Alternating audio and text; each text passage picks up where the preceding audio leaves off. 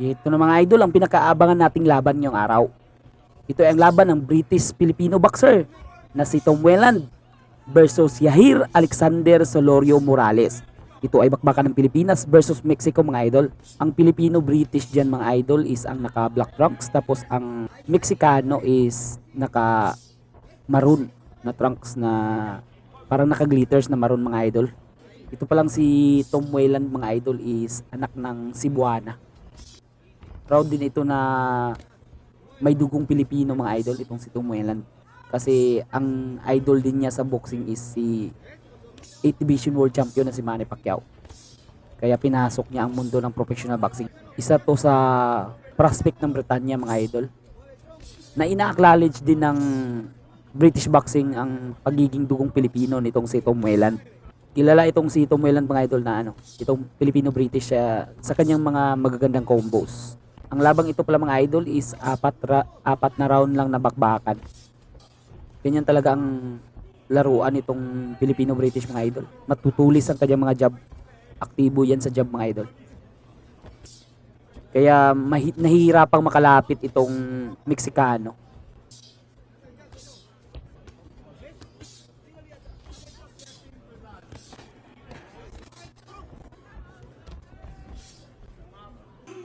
Ito na mga idol, round number 2.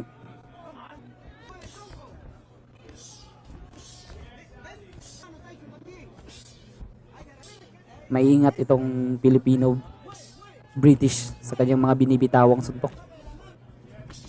Inaaral talaga niyang galawan itong kalaban niya mga idol. Di siya yung purong bara-bara sumuntok, suntok ng suntok lang, hindi. Inaaral talaga niya, tinitingnan niya yung movements ng kanyang kalaban. Kung magre-react ba sa kanyang jab yun, pumasok yung upper. Pulado na ang mukha nitong Mexicano. Maganda din ang mga dukot sa bodega nitong si Tom Welland mga idol eh. Tingnan nyo, kapag nakakaroon siya ng chance na makita niya na bumuka yung tagiliran nitong Mexicano eh, bubombahin niya ito. Oh yun oh. Body punch again. Yun. Ganda ng side step mga idol.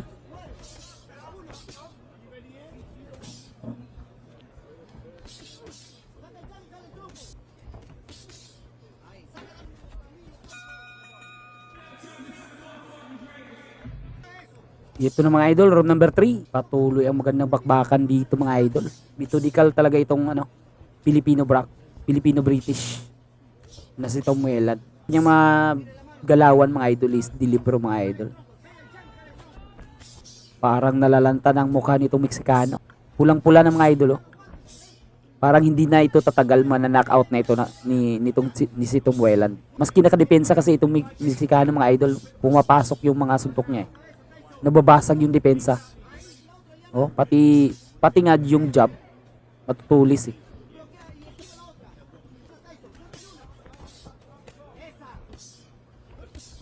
Yun, nice upper.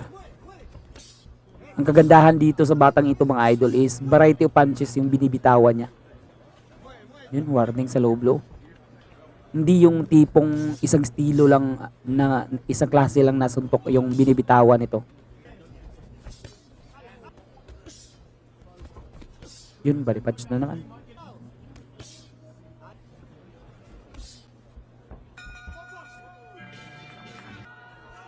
Ito na mga idol, round number 4.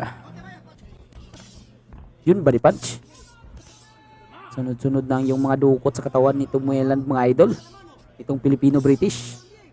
Aanihin din niya ni Welland yung mga body punches niya mga idol eh. Unti-unti yung yun, nasaktan. Sabi ni ref, okay lang daw yun. Nasasaktan na itong Mexicano sa mga body punches mga idol. Parang unti-unti na niyang nararamdaman. Yun. Ganda ng combination ng batang itong mga idol. Tapos mabilis pa. Uy, upper. Pumasok yung upper. Namamaga na rin ang mukha nitong Mexicano. Yun, tawa na naman.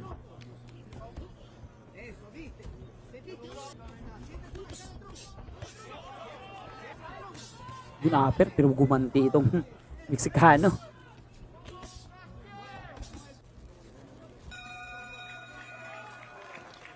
to, umabot ang laban sa decision mga idol. Dito mga idol, panalo si Tom Welland mga idol via unanimous decision. Aabante na naman ang kartada nitong Filipino-British boxer na si Tom Welland mga idol.